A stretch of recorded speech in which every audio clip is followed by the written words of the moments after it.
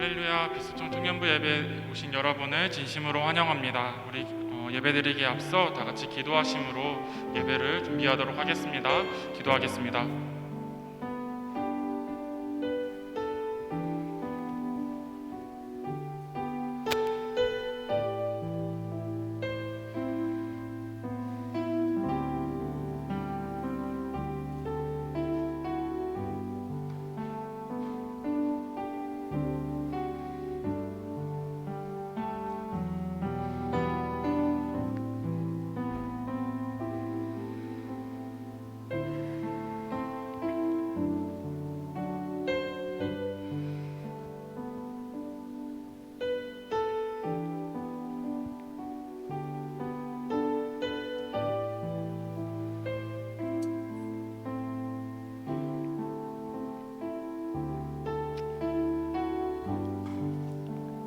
할렐루야, 천지를 만드시고 우리를 만드신 그 주님을 찬양합니다. 하나님 언제나 우리와 동행하시고 우리와 함께 모든 것 다 지켜보아여 주시니 너무나도 감사합니다. 하나님, 우리가 주님의 앞에 나아갑니다. 이 시간 온전히 주님만을 알아가게 하시고 더욱더 이 시간을 통하여서 거룩한 또 하나님의 자녀 될 수 있도록 주님 도와주시옵소서. 주님, 비록 세상을 바라볼 때 답답하고 힘들고 어렵지만 주님을 바라볼 때 온전한 희망과 소망이 있음을 기억합니다. 매일의 삶 속에서 주님만을 붙잡으며 온전히 주님만을 기억하며 나아가는 귀한 우리 비소정 청년부 될 수 있도록 주님 도와주십시오. 주님, 예배를 드립니다. 예배의 말씀과 이 모든 시간 가운데 주관하여 주셔서 우리의 마음 가운데 주님 역사하여 주시옵소서. 감사합니다. 귀하신 예수님의 이름으로 기도드렸습니다. 아멘. 할렐루야. 하나님께서는 우리 가운데 새 일을 행하시는 하나님이십니다. 믿으십니까? 네. 제가 한 주간의 삶을 돌아보면 또 제 삶을 돌아보면서 이러한 생각들을 하게 됐던 것 같아요. 세상을 바라보면 참 많이 답답하고 막막한 것 같아요. 그저 그렇게 이렇게 머물러만 살아갈 것만 같았어요. 그러다 보니까 제 마음이 더욱더 단단해지고 딱딱해지는 것 같아요. 하나님을 바라볼 수 없는 그 믿음을 가지게 되는 것 같았어요. 그런데 이 관점을 바꿔서 하나님을 바라볼 때 분명한 소망과 희망이 있구나라는 것들을 바라보게 됩니다. 그 하나님을 우리 모두 다 같이 찬양하였으면 좋겠습니다.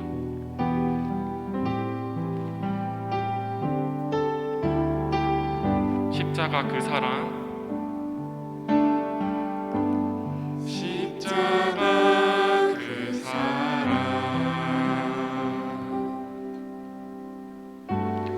멀리 떠나서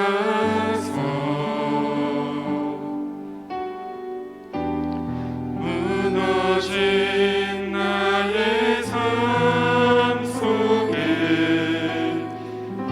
잊혀진 주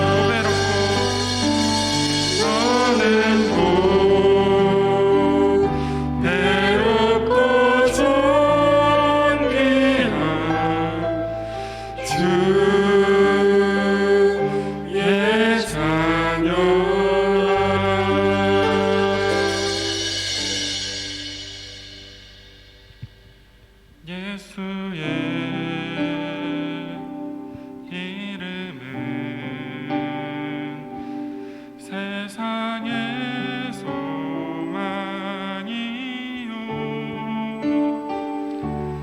예수의 이름은 천국의 기쁨일세. 다시 한 번 더 예수의 이름은 세상의 소망이요 예수의 이름은 천국의 기쁨일세.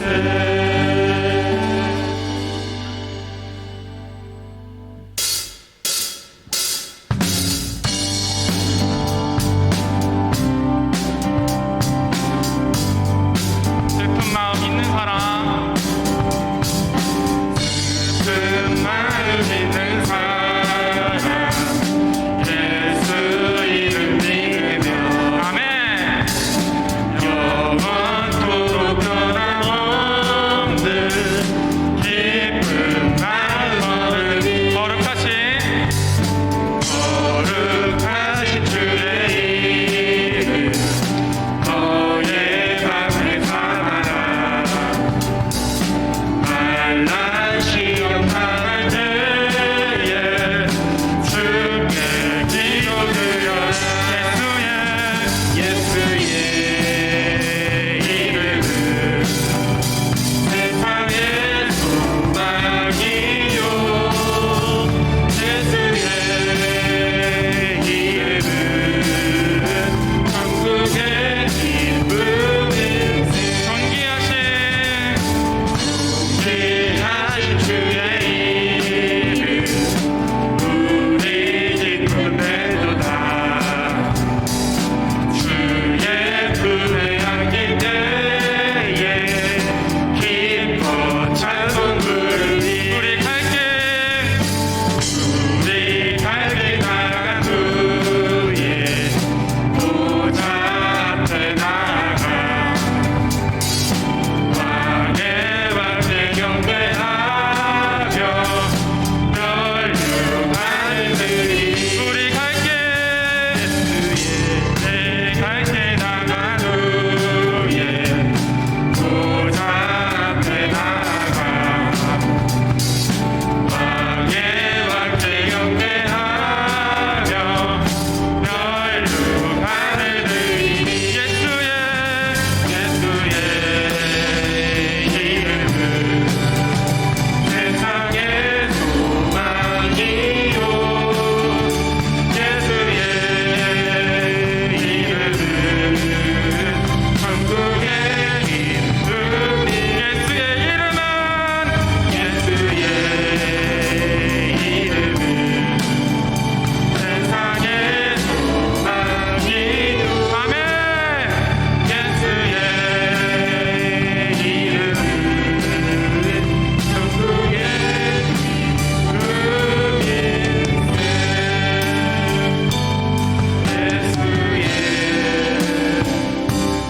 이름은 세상의 소망이요 아멘. 예수의 이름은 천국의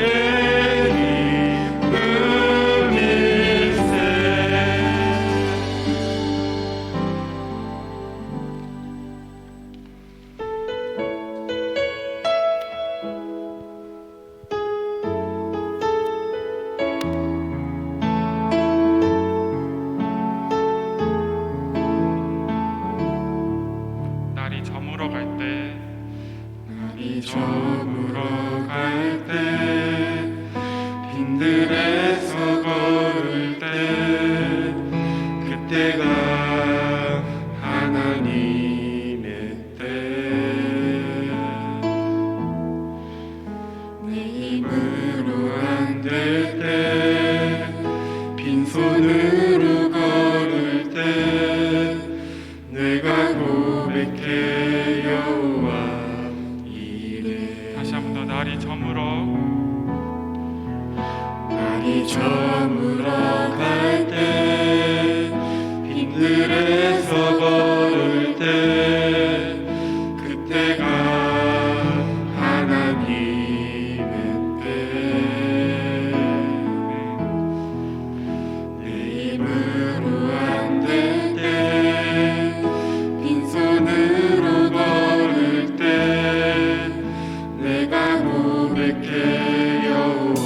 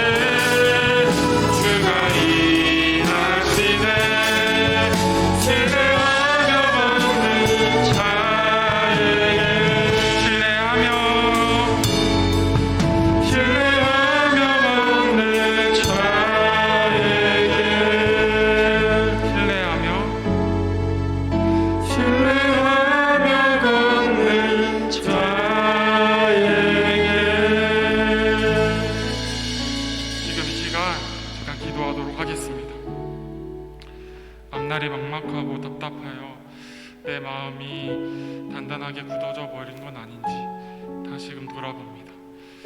하나님 새해 행하실 그 주님만을 바라봅니다. 주님이시기에 주님이 나를 자녀라 부르시기에 나에게 희망이 있고 소망이 있습니다. 영접하는 자 그 이름을 믿는 자에게는 하나님의 자녀가 되는 권세를 주신다고 하셨습니다. 주님의 자녀됨으로 하나님 내가 온전히 주님만을 바라봅니다. 주님만을 따라 살아갑니다라고 그 주님의 소망 되신 그 하나님을 바라봅니다라고 우리 모두 다 같이 기도하도록 하겠습니다. 기도하겠습니다.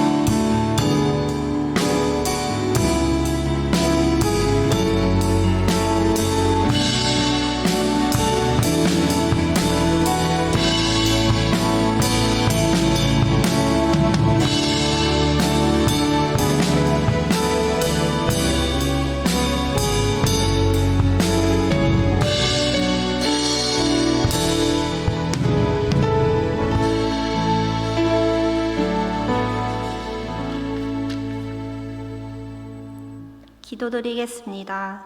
사랑의 하나님, 오늘도 주님 전에 모여 예배드리게 하시니 감사드립니다. 이번 한 주도 우리를 어여쁘다 말씀하고 계시는 주님의 그 음성을 듣지 못하며 살았습니다. 연약한 저희를 용서하여 주옵소서.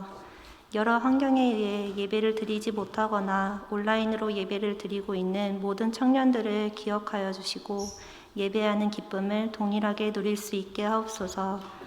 갑자기 추워진 날씨로 아픈 청년이 없게 하옵시고 육체와 영혼이 병들지 않도록 언제나 보호하여 주옵소서. 오늘 선창식이 있습니다. 우리를 위하여 십자가에 달리신 예수님의 살과 피를 기억하고 마음의 그 크신 사랑을 느낄 수 있도록 은혜 부어 주옵소서. 형식적인 예식이 아니라 진중한 마음으로 주님께 온전히 드리는 시간이 되게 하옵소서. 오늘 예배 전하실 김한원 목사님과도 함께 하셔서 담대히 말씀 선포하게 하옵시고 청년들의 마음에 귀한 말씀이 새겨져 돌아갈 수 있게 하옵소서. 예배를 준비하는 임리더와 찬양팀, 방송팀의 모든 수고와 어려움을 기억하여 주시고 위로와 사랑을 부어주셔서 감사함으로 모든 것 감당해낼 수 있게 하옵소서. 감사드리며 예수님의 이름으로 기도드립니다. 아멘.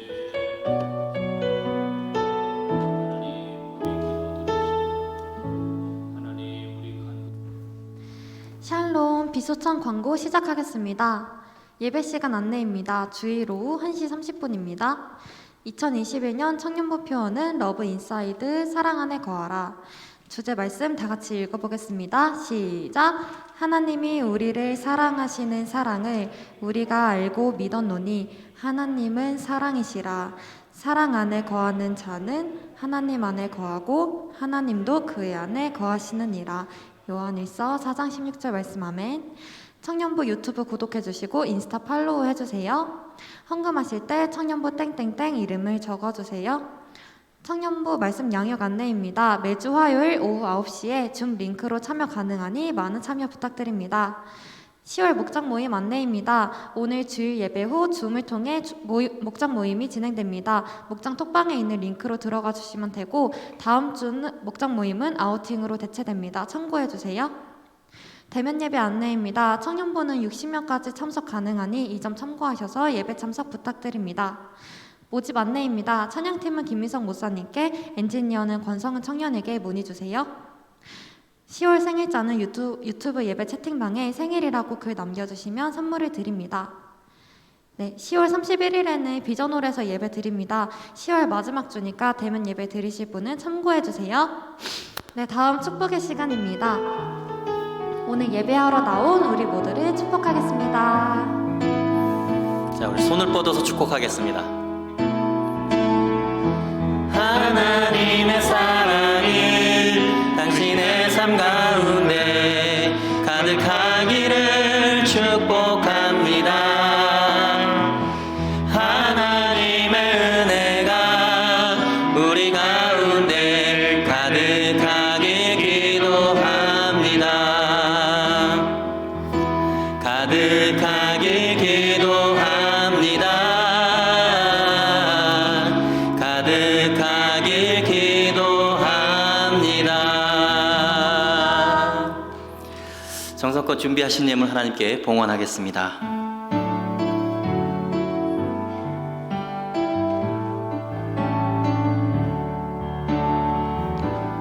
나의 마음 받으소서.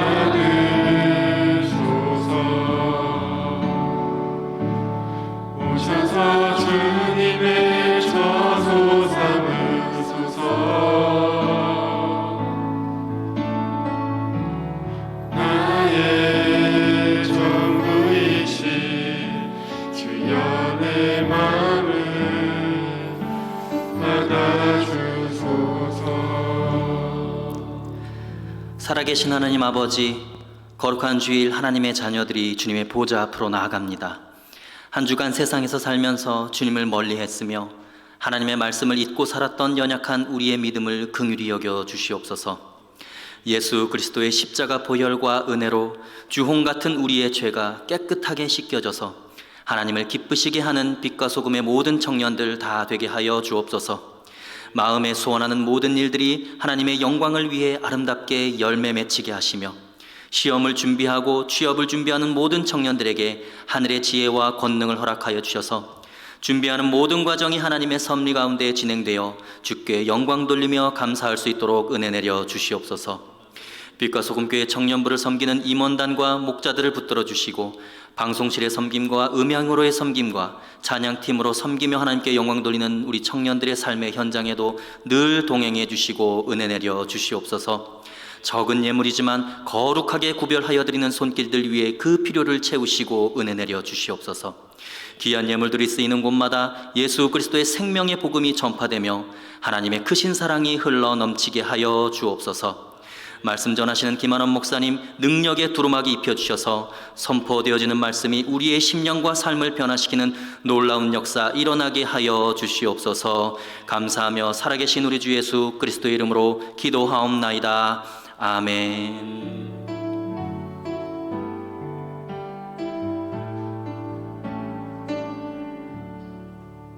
할렐루야, 할렐루야. 네, 우리 하나님께 영광의 박수 올려드리겠습니다. 아멘.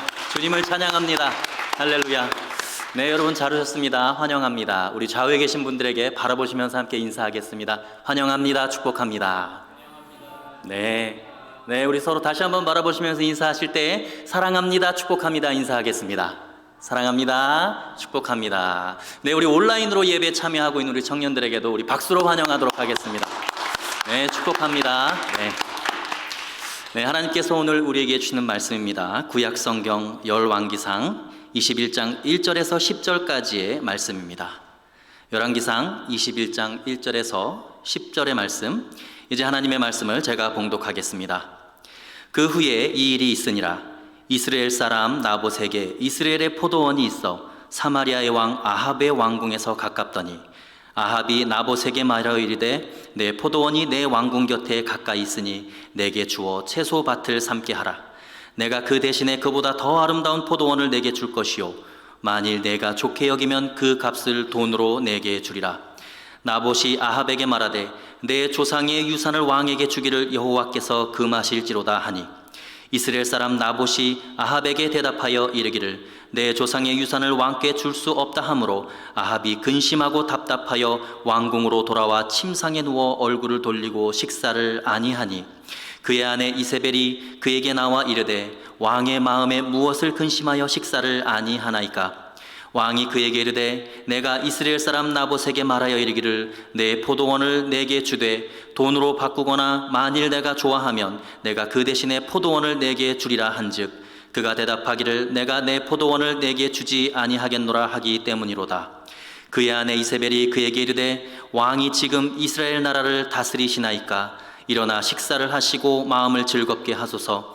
내가 이스라엘 사람 나봇의 포도원을 왕께 드리리다 하고 아합의 이름으로 편지들을 쓰고 그 인을 치고 봉하여 그의 성읍에서 나봇과 함께 사는 장로와 귀족들에게 보내니 그 편지 사연에 이르기를 금식을 선포하고 나봇을 백성 가운데 높이 앉힌 후에 불량자 두 사람을 그의 앞에 마주 앉히고 그에게 대하여 증거하기를 내가 하나님과 왕을 저주하였다 하게 하고 곧 그를 끌고 나가서 돌로 쳐 죽이라 하였더라. 아멘.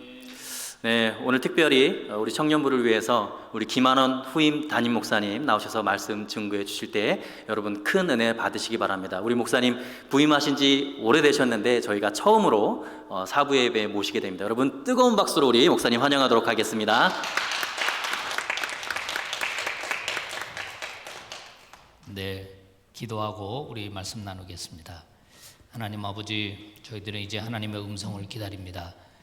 찬양도 올려드렸고 기도도 올려드렸고 성도의 교제도 나누었습니다. 이제 우리의 마음의 문을 활짝 열고 주께서 종을 통하여 우리 청년들에게 어떻게 말씀하실지 기대하게 하시고 세상의 소리는 많이 들었습니다. 이제 하나님의 음성 듣고 순종하며 살아가고 싶습니다. 아버지, 오늘 풍성한 말씀을 허락하여 주시옵소서. 예수님 이름으로 기도드립니다. 아멘. 생명과 바꾼 포도원이라는 제목으로 말씀을 증거합니다. 엉뚱한 상상을 한번 해보겠습니다. 여러분에게 작은 집이 한 채 있는데 퇴교원에 있는데 어떤 사람이 와가지고 집을 팔라고 합니다.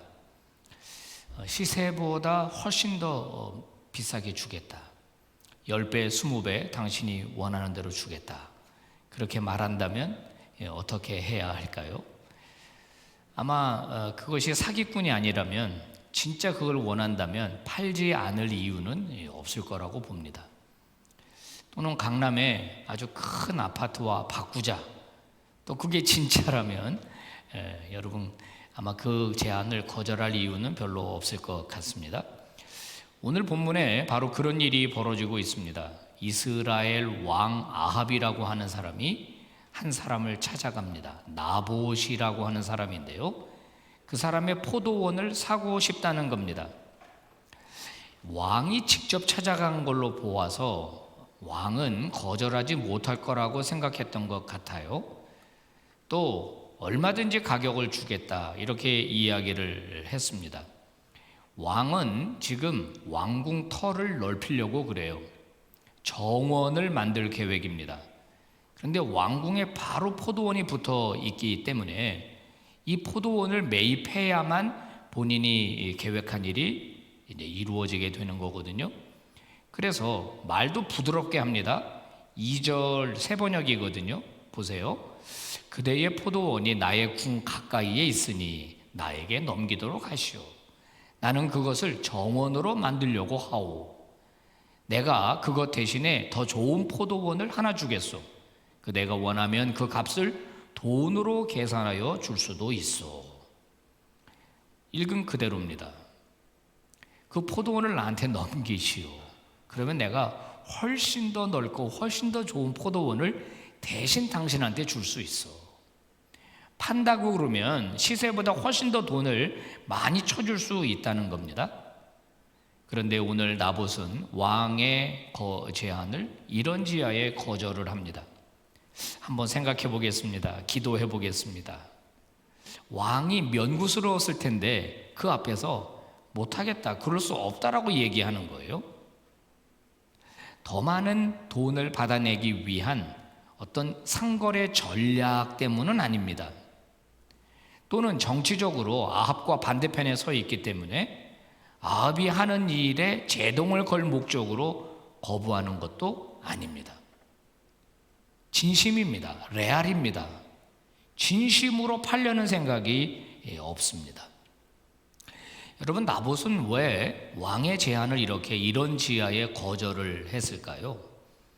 재산을 증식할 수 있는 좋은 기회인데 말이에요. 요즘 대한민국 부동산 투자 열풍이 불고 있지 않습니까? 더블로 그 이상으로 남길 수 있는 아주 좋은 기회 아닙니까? 그리고 이것 때문에 왕이랑 친해질 수도 있어요. 그러면 자기 자식들 출세할 수도 있죠. 이런 그 인맥을 만드는 것도 쉬운 일이 아닌데 말이에요. 이건 자랑할 일입니다. 여기저기다가 말할 일이에요. 그런데 나봇은 노라고 단호하게 이야기를 합니다. 왜 그랬을까요? 오늘 읽은 본문에 나봇이 한 대답을 보면 알 수 있습니다. 3절이죠. 같이 한번 우리 읽어볼래요? 시작. 나봇이 아합에게 말하되 내 열조의 유업을 왕에게 주기를 여호와께서 금하실지로다. 아멘. 이유는 두 가지입니다. 하나는 하나님이 금하시는 일이라는 거예요. 본인의 포도원을 왕에게 파는 일은 하나님이 금하신 일이다. 그리고 이것은 자신의 열조가, 자신의 그 조상들이 자기에게 이 유산으로 넘겨준 것이기 때문에 안 된다, 이렇게 얘기해요. 오늘날로 말하면 이런 얘기일 수 있을 것 같습니다. 왕이시여 미안하지만 제 포도원은 재산 증식을 위해서 팔 수 있는 그런 땅이 아닙니다. 이 하나님이 금하신 일이기 때문에 저는 할 수가 없습니다. 제 조상들이 저에게 물려줬고 저는 제 자손들에게 이 땅을 물려줘야만 합니다. 죄송하지만 팔 수 없습니다. 여러분, 나봇이 이런 이야기를 하는 것은 그 배경을 좀 알아야 더 확실하게 이해할 수가 있어요. 하나님이 아브라함을 부르셔서 아브라함과 언약을 맺으셨습니다. 창세기 12장에 나오죠. 이 언약에는 3가지 조건이 들어 있습니다. 내가 너의 후손을 수많은 백성이 되게 하겠다.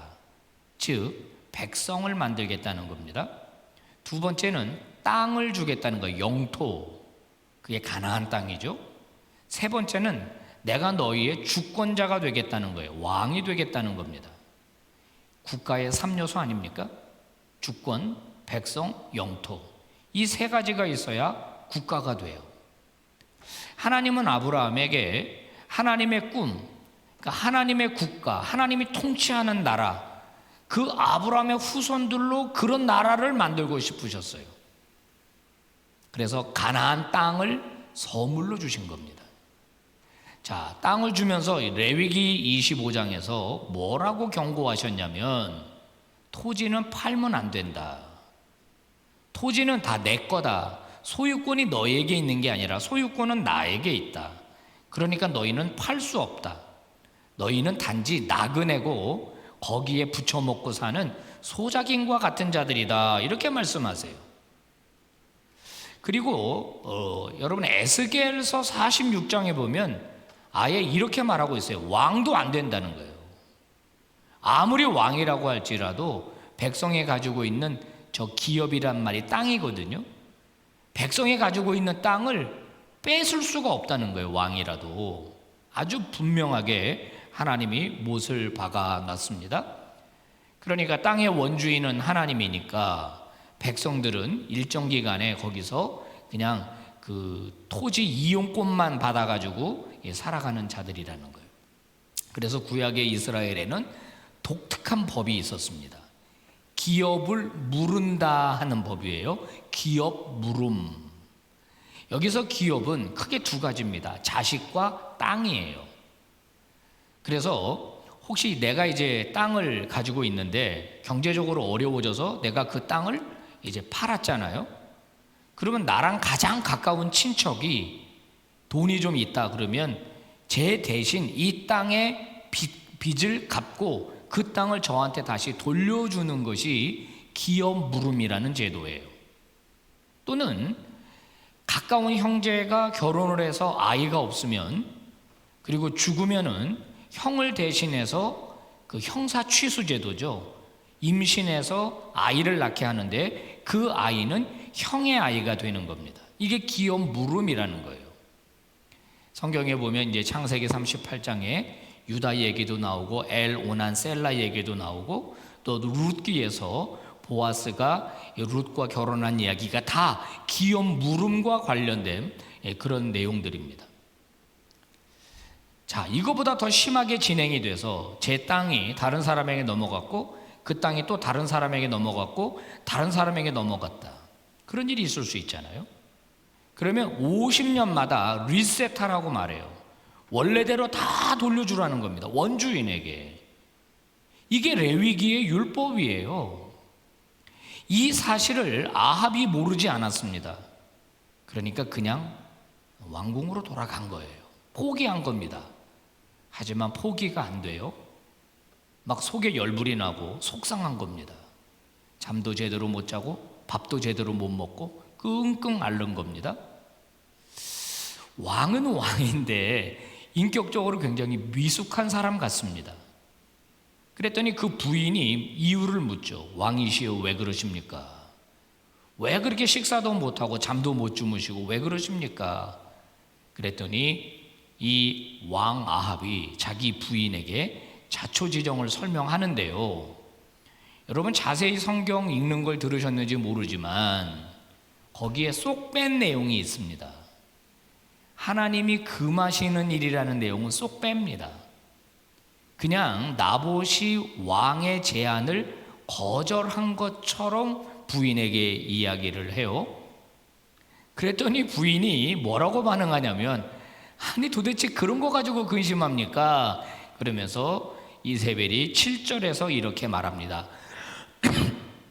당신은 현재 이스라엘을 다스리는 임금님 아닙니까? 빨리 일어나서서 음식 드시고 마음을 좋게 가지세요. 제가요 이스라엘 사람 나봇의 포도원 임금님 거 되게 해드릴게요. 이렇게 이야기를 합니다. 응석 부리는 아이한테 엄마가 타이르듯이 이세벨이 이야기를 해요. 무슨 그깟 일로 왕이 그렇게 소심하게 그러고 있냐. 내가 알아서 해드릴 테니까 걱정하지 마라. 왕껏 다 되게 해주겠다. 이렇게 이야기합니다. 아합은요, 위대한 용사입니다. 하나님의 기름 부음 받은 한 나라의 왕입니다. 그런데 안타깝게도 그 왕이 부인의 치마폭에 쌓여 있습니다. 여기서요, 우리 청년들이 좀 기억해야 될 게 있습니다. 이제 결혼하게 되면은요, 형제들은 모두 자매 말에 순종하게 돼 있어요. 그래서 자매들의 믿음이 굉장히 중요합니다. 연애하고 결혼할 때 꼭 믿음의 사람을 만나시기를 바라고요. 결혼할 때 이 사람 내가 전도해서 예수 믿게 해야 되겠다라는 무모한 결정은 하지 말기를 바랍니다. 평생 남편 때문에 기도하면서 속 끓이는 권사님들이 너무 많이 있어요. 결혼은 전도를 목적으로 하는 게 아니에요. 결혼의 목적은 행복을 위해서 하는 거지 전도를 위해서 하는 게 절대 아니고요. 결혼할 때는 아무 문제 없었던 것들 가지고 이혼합니다. 갈등은 처음 만났을 때 문제 갖고 생기는 게 아니더라고요. 자, 형제 여러분, 자매를 잘 얻어야 합니다. 자매 여러분, 형제를 잘 만나야 돼요. 오늘 아합이 이렇게 바보 같은 일을 하게 된 것은 다 부인 때문인데요. 이세벨이란 여성은요, 북이스라엘 북쪽으로 올라가면 시돈이라는 나라가 있는데 그 시돈의 왕의 딸입니다. 에빨이라는 왕의 딸인데요. 이 시돈 땅은 국교가 바알신을 섬겨요, 우상을. 근데 이 여자가 정략 결혼으로 북이스라엘로 시집을 온 겁니다. 북쪽 나라 공주가 그 아래쪽 나라 왕자랑 결혼을 한 꼴이에요. 이 여자가 들어오면서 공개적으로 공식적으로 바알신을 수입을 했습니다. 수입한 정도가 아니라 이 바알신이 온 북이스라엘 하나님의 땅에 가득하게 만들었던 주인공이 바로 이세벨이라는 여성이에요. 어느 정도로 했느냐? 바알신을 예배하는 예배당을 만들었습니다. 그리고 바알신에게 제사하는 제사장들을 길러내는 신학교도 만들었어요. 조직적으로. 놀라운 일입니다. 여성 하나가 시집 오니까 북이스라엘 전체가 우상의 나라로 변질되게 되더라는 거예요. 이 여성이 계략을 꾸미죠. 아까 성경에 본 것처럼 공문을 만듭니다. 그리고 왕의 도장을 찍어요. 공문의 내용은 뭐냐면 나봇이 살고 있는 동네에서 법정을 열라는 겁니다. 법정. 정식 공문입니다. 법정을 열고 재판을 할 때 증인을 2사람 세우라는 거예요. 물론 매수된 돈으로 매수한 증인이죠. 이 증인이 신성모독, 여호와를 모독했고 왕을 모독했다라는 말을 하게 하라는 겁니다. 그러면 그것은 돌에 맞아 죽을 아주 심각한 범죄 행위로서 현장에서 즉결 처분을 해버리거든요. 그래서 나봇을 끌어내서 돌로 쳐서 죽이라. 이게 바로 그녀의 계략입니다. 여러분 보시면 모든 게 합법적이죠. 왕이 공문을 쓴 것도 합법적인 거고 재판을 연 것도 합법적이고 증인 숫자가 2명 이상이거든요. 그 요건도 합법적이고 다 합법적이에요. 그런데 합법적으로 불법을 자행하고 있는 거예요. 합법을 가장한 불법이 있어요. 여러분 교회 안에 경건을 가장한 불경건이 있습니다. 충성을 가장한 자기 욕심이 있어요. 오늘 성경에 바로 이세벨이 그 일을 지금 하고 있는 겁니다. 안타깝게도 나봇은 현장에서 즉결 판결을 받고 숨을 거두고 말아요. 그리고 행악자의 제사는 왕궁이 몰수하는 제도 때문에 나봇의 포도원은 이제 아합 왕의 손으로 넘어가게 됩니다. 이세벨은 왕에게 말합니다. 왕이시여, 이제 당신 것이 됐습니다. 가서 취하시지요. 근데 아합은 어떻게 그것을 얻을 수 있었느냐고 묻지 않습니다. 이세벨도 말해주지 않습니다. 묻고 싶지 않은 거죠. 아합은 그래도 일말의 신앙적 양심은 있었던 것 같아요. 나봇이 노했을 때 그냥 돌아오잖아요. 강제로 뺏을 수 없다는 걸 그래도 알았던 것 같아요. 근데 이세벨은 하나님도 없고 말씀도 없고 신앙도 없습니다. 그저 모르는 척하면서 아합은 그 포도원을 차지했다는 겁니다. 이런 의문이 들어요. 여러분은 이런 의문 안 드세요? 나봇, 그게 바로 올바른 결정이었을까? 그냥 왕이 팔라고 했을 때 눈 딱 감고 비싸게 부르고 더 넓은 포도원으로 가서 더 많은 수확을 얻어들이고 더 많은 돈을 벌면서 살면 됐던 거 아닌가? 어리석게 너무 이렇게 한 건 아닌가? 여러분 이런 생각 안 드나요? 아마 당시에 나봇 주변에 있었던 사람들도 다 똑같은 생각을 했을 겁니다. 야, 너 뭐 그렇게 대단하게 그러냐? 바보같이 너만 죽었잖아. 너만 손해봤잖아. 모든 사람이 다 평가절하하고 모든 사람이 다 손가락질하고 비아냥거렸을지 모르지만 여러분 하나님은 나봇을 귀하게 여기셨어요. 왜? 캄캄한 어둠 속에 빛나는 한 자루의 촛불과 같았기 때문이에요. 그가 홀로 어두운 세상을 밝히고 있습니다. 아합이라는 왕이 다스렸던 북이스라엘은 굉장히 부강한 나라였습니다. 그 당시 국제적 정세가요, 북이스라엘 바로 북쪽에 아시리아라고 하는 나라가 있었는데 그 아시리아란 나라가 신흥제국 바벨론과 갈그미스에서 전투를 벌임으로 인해서 이쪽 북이스라엘 쪽의 변방이 약해졌어요. 그래서 북이스라엘의 세력을 북쪽으로 확장해가지고 다마스커스까지 확장을 했었거든요. 경제적으로도 풍요로웠죠. 정치적으로도 안정이 되어 있었습니다. 일시적이기는 했지만 그런데 문제는 영적 암흑기였다는 거예요. 그 시대를 고발하는 다른 예언서 같은 것들을 보면은요, 얼마나 심각했는지 모릅니다. 일단 모든 상거래가 다 속임수였어요. 저울추를 속이지 말라 그랬는데 서로 속이고 속는, 거기다가요 아까 말씀드린 대로 완전히 바알신이 장악을 하고 판을 쳤었던 세상이고요, 탐관오리가 득실됐습니다. 하나님을 섬기는 자는 오히려 손해를 받습니다. 멸시를 받았습니다. 북이스라엘은 이방민족이 아니라 하나님의 백성인데 여러분 하나님의 백성이 타락하니까 더 냄새가 진동합니다. 나봇은 그런 시대적 조류에 휩쓸리지 않은 사람입니다. 그는 왕보다 하나님을 더 두려워했습니다. 그래서 노한 거예요. 돈보다 본인의 신앙적 가치를 더 중요하게 생각했어요. 그래서 노한 겁니다. 비록 나봇은 별 볼 일 없는 포도원 지기였을지도 모르고 아합과 비교해서는 비교할 수 없을 정도의 신분이나 지체가 낮은 사람일 수는 있지만 엄연히 오늘 성경에서 주인공은 왕 아합이 아니고 왕비 이세벨이 아니고 바로 포도원 지기 나봇, 그가 오늘 본문의 주인공이고 그의 이름 두 자가 보석처럼 오늘 성경에서 빛을 발하고 있습니다. 그러면 여러분 아합이랑 이세벨은 어떻게 됐을까요?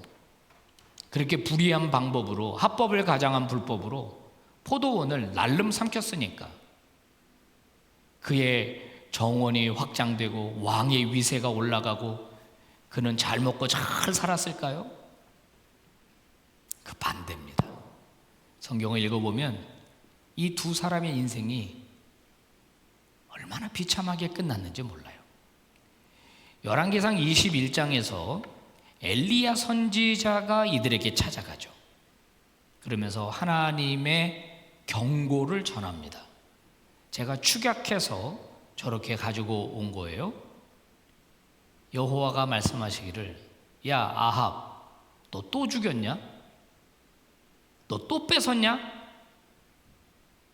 이세벨, 개들이 말이야 나봇의 피를 핥아먹은 그 장소가 너의 심판의 장소가 될 거야.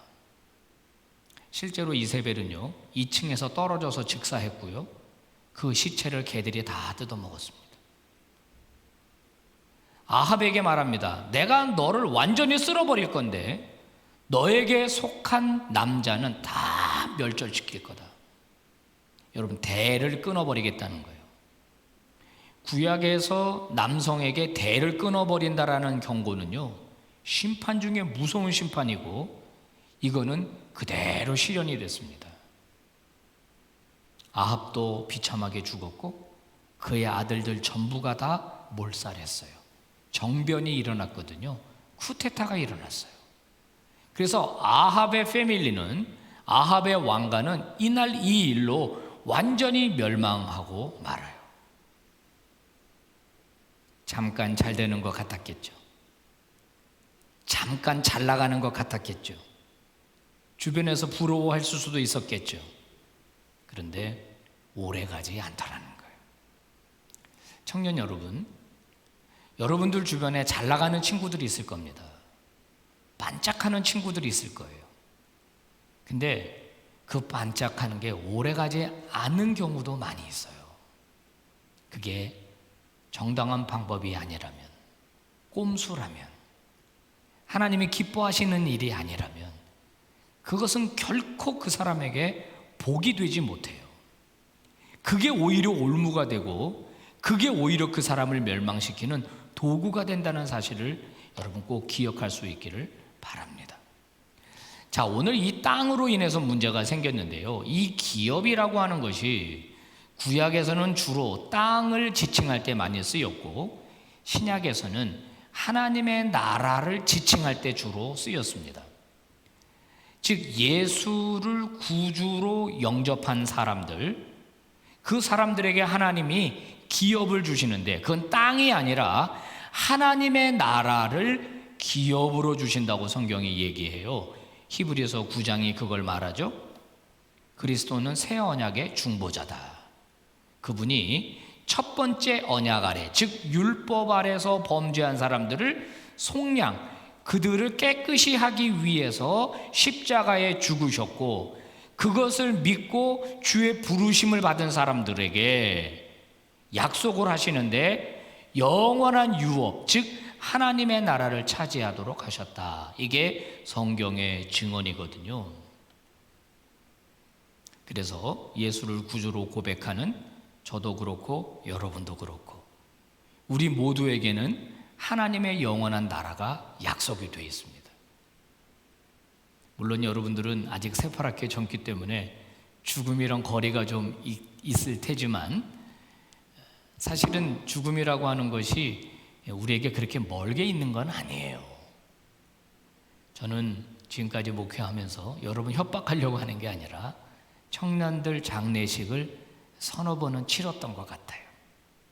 한 친구는 자전거 타고 가다가 교통사고 나서 그냥 하루아침에 죽었어요. 한 친구는 학교 잘 다니는데 백혈병이 발견돼서 투병하다가 죽었는데, 그 어머니는 완전히 실신하더라고요. 실신.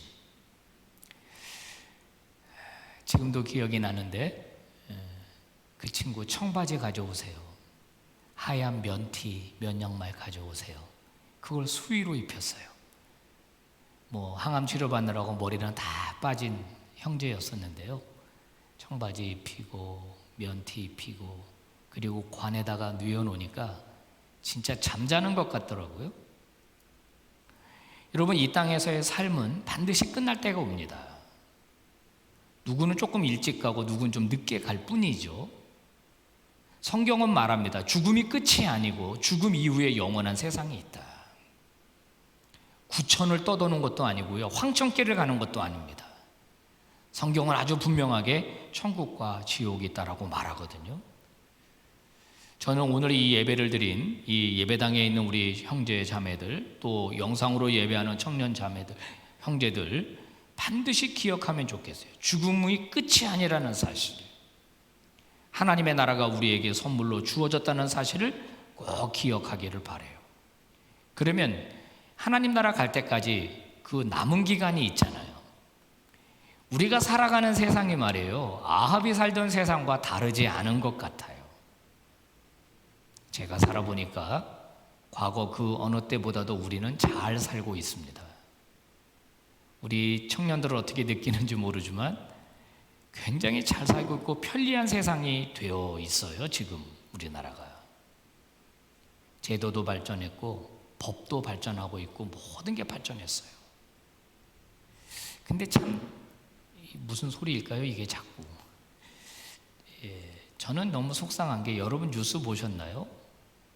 엊그저께 고등학교를 갓 졸업한 형제들이 친구들과 짜고 여자친구를 사귀고 인터넷으로 채팅으로 만나서 그 여자 보험 들게 하고 보험금을 본인이 받도록 그렇게 다 해놓고 본인은 외제차를 끌고 다니고, 그리고 뭐 만난 지 뭐 50일인가 뭐 이렇게 기념일이라고 해서 여자아이를 무슨 해변가로 불러다가 선물을 숨겨놨다고 선물을 찾으라고 하고, 그러면서 친구들은 그 옆에서 흉기를 들고 기다리고 있고,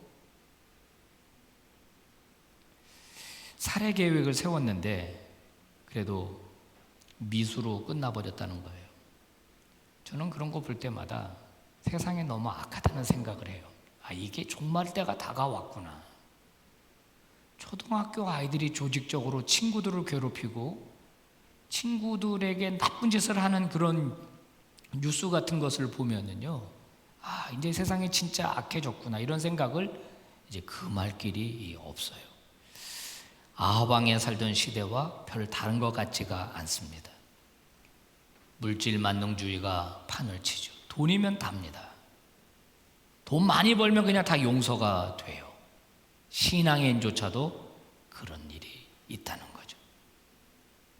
교회 안에서조차, 신앙인조차 그런 일들을 저지르고 있어요.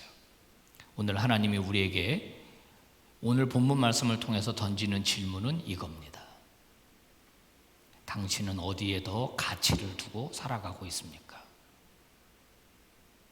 여러분, 아직은 아니겠지만 돈 몇 푼에 신앙을 팔아먹고 작은 이익 앞에서 무너지고 거절할 것을 거절하지 못하고 노 해야 될 때 예스하고 예스 해야 될 때 노하고, 이건 신앙인인지 아닌지 구별이 안 되는 그런 형제자매들이 있다는 거예요. 오늘 우리에게 말씀합니다. 너는 그리스도인답게 살아라. 신앙인답게 좀 지조를 지켜라. 신앙의 기계를 좀 지켜라. 어떤 영화 대사가 생각납니다. 우리가 돈이 없지 가오가 없냐? 우리가 세상적인 건 좀 부족해도 신앙적 가오는 좀 가져야 되지 않을까요? 여러분, 예수 믿는다는 게 뭐예요? 여러분, 그리스도인이라는 게 뭡니까? 신앙인이라는 게 뭐예요? 어떻게 살아가는 거예요? 오늘 성경은 아주 우리에게 분명하게 말해줍니다. 노해야 될 부분에 노해야 된다. 작은 돈 몇 푼에 믿음과 신앙을 팔아먹으면 안 된다. 우리에게 가르쳐주고 있어요. 여러분들은 1세대의 신앙을 이어받아야 할 다음 세대입니다. 이제 저도 벌써 1세대가 돼서 이제 얼마 남지 않았죠? 여러분, 우리 대한민국, 우리 한국교회 다음은 여러분이 다음 주자인데요. 이제 바통이 여러분에게 이제 넘겨질 텐데요. 저는 여러분들이 진짜 그리스도인으로 살아가기를 바랍니다. 진짜 그리스도인이 되시기를 바라요. 정말 믿음의 사람들답게 이 타락한 세상 속에서, 이 캄캄한 영적 세상에서 진짜 보석처럼 빛나는 하나님의 살아계시다라고 하는 증거가 여러분을 통해서 입증되고 여러분을 통해서 확인될 수 있도록 하는 그런 주인공들이 다 되기를 바랍니다. 오늘 주신 말씀 우리 마지막으로 함께 봉독하고 설교 마치겠습니다. 시작. 나봇이 아합에게 말하되 내 조상의 유산을 왕에게 주기를 여호와께서 금하실지로다. 아멘. 기도합시다. 하나님 아버지, 믿음의 사람이면서 믿음의 사람답지 못하게 살아가고 있는 저희들입니다. 예수를 믿는다고 하면서 어떤 때는 예수 믿는 것을 감추기도 하는 저희들입니다. 어떤 환경에 따라서, 어떤 이득에 따라서 카멜레온처럼 색깔을 바꾸고 태도를 바꾸는 저희들입니다. 오늘 말씀을 통해 도전해 주시니 감사합니다. 아버지, 오늘 말씀 들은 청년들 안에 새로운 영적 결단과 신앙적 결단이 좀 일어나게 해 주시기를 원합니다. 하나님께서 그런 자에게 어떻게 역사하시는지, 이 타락한 세상 속에서 어떻게 보석처럼 빛날 수 있는지 하나님 알려주시고 도전해 주시고 인도하여 주시옵소서. 예수님 이름으로 기도 올리옵나이다. 아멘.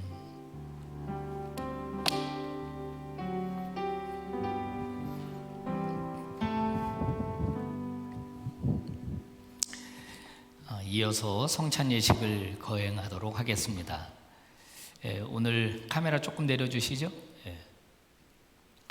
오늘 성찬식은요 비대면으로 이루어지게 돼요. 여러분들 키트 받으신 거 있나요? 다 꺼내 놓으실까요? 네. 우선 두시고요. 여러분, 이 성찬상은 우리 예수님이 직접 제정하신 거룩한 예식입니다.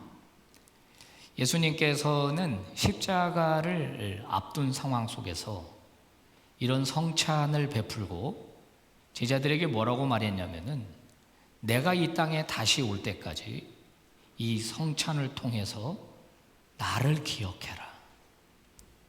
이 십자가 사건을 회상하라 이렇게 말씀하셨어요. 우리는 2000년이라고 하는 장구한 세월을 오늘 거슬러 올라가게 됩니다.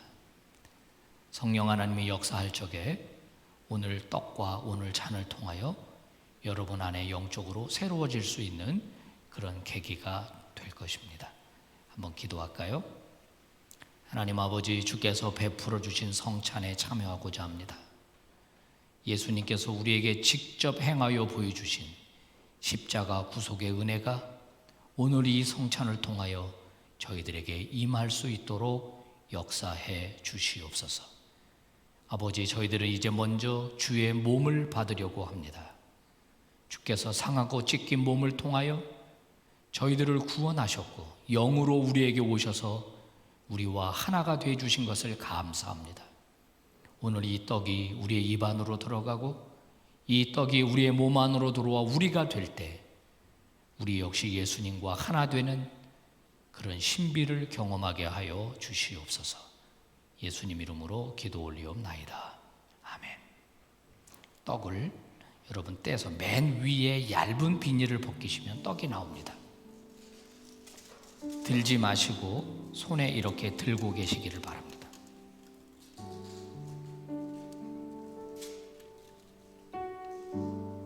이렇게 두 손으로 귀하신 주님의 몸이니까 이렇게 두 손으로. 우리 주님이 잡히시던 날 밤이었습니다. 우리 주님은 제자들과 마지막으로 유월절 식사를 하셨습니다. 그때 주님은 떡을 들어 하나님 앞에 감사의 기도를 드리시고 그 떡을 제자들에게 떼어주시며 말씀하셨습니다. 이것은 너희를 위하여 상하고 찢기는 나의 몸이다. 이것은 너희를 위하여 상하고 찢기는 내 몸이다.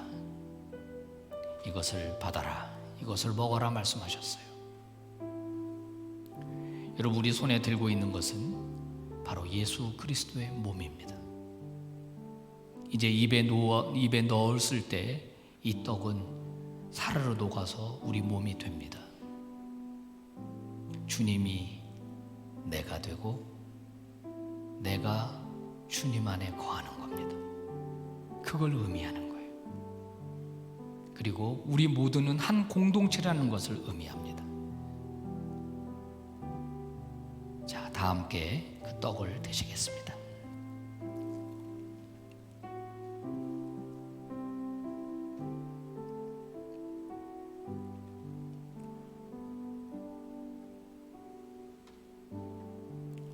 주님,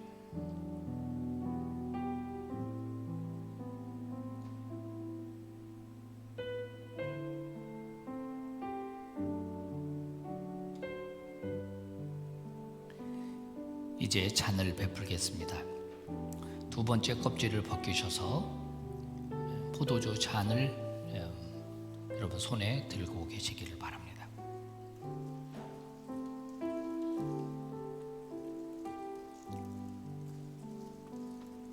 자, 손에 두 손으로 들고 함께 기도하겠습니다. 하나님 아버지, 이제 저희들은 잔을 나누고자 합니다. 성령 하나님께서 이 잔 위에 임재해 주시기를 원합니다. 우리의 몸과 마음이 부활하신 예수 그리스도를 만나게 하시고 이 잔을 통하여 다시 한번 뜨거운 언약을 확인하게 하여 주시옵소서. 이 잔을 통하여 다시 한번 예수 그리스도의 백성임을 깨닫게 하시고 신앙적 결단으로 이어지게 해 주시옵소서. 예수님 이름으로 기도 올리옵나이다. 아멘. 식후에 주님은 잔을 들어서 역시 하나님 앞에 감사의 기도를 드리셨습니다. 그리고 그 잔을 제자들에게 주시면서 말씀하십니다. 이것은 너희를 위하여 흘리는 나의 피다. 너희와 나 사이에 맺어진 새 언약의 피다. 이것을 받아라, 이것을 먹어라 말씀하셨습니다. 지금 우리 손에 들고 있는 것은 포도즙이 아니라 주님의 피입니다. 이 피를 우리 입에 넣고 목에 넘길 때 이 피는 자연스럽게 우리 혈관을 타고 흐르게 되어 있습니다.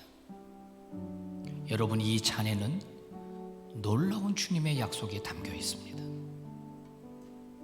그가 누구이든지 잘났든지 못났든지 부자든지 가난하든지 그가 누구이든지 간에 예수 그리스도의 보혈을 믿는 자들은 새 언약의 당사자가 되어 주겠다.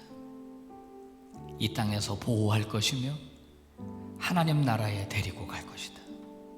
바로 그 새 언약이 이 잔에 담겨 있습니다. 우리 다 함께 드시겠습니다.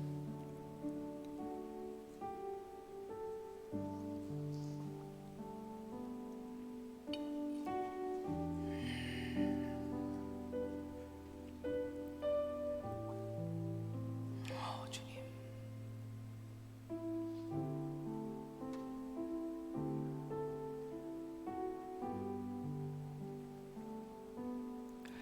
이 시간 모두 자리에서 일어나겠습니다.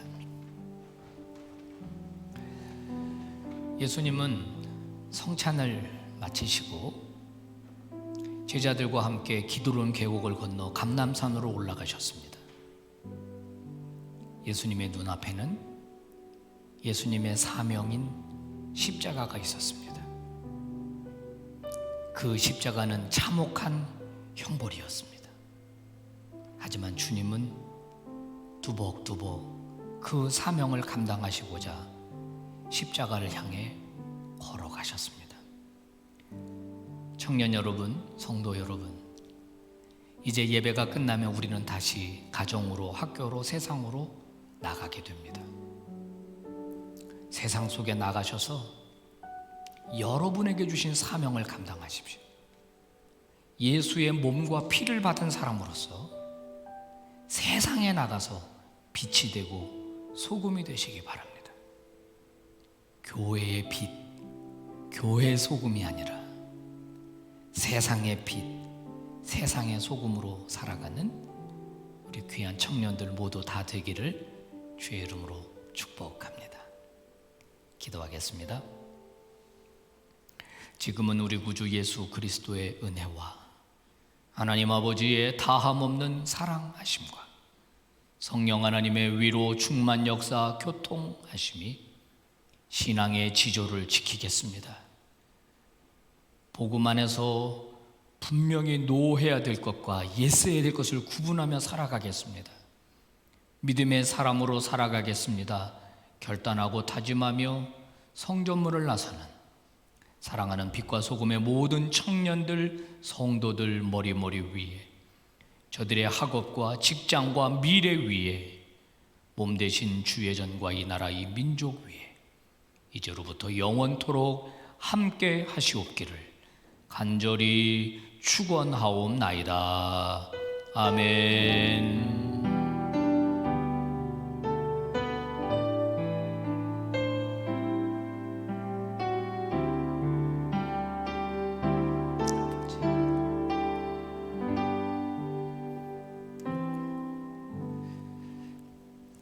예배 마쳤습니다. 광고하시죠.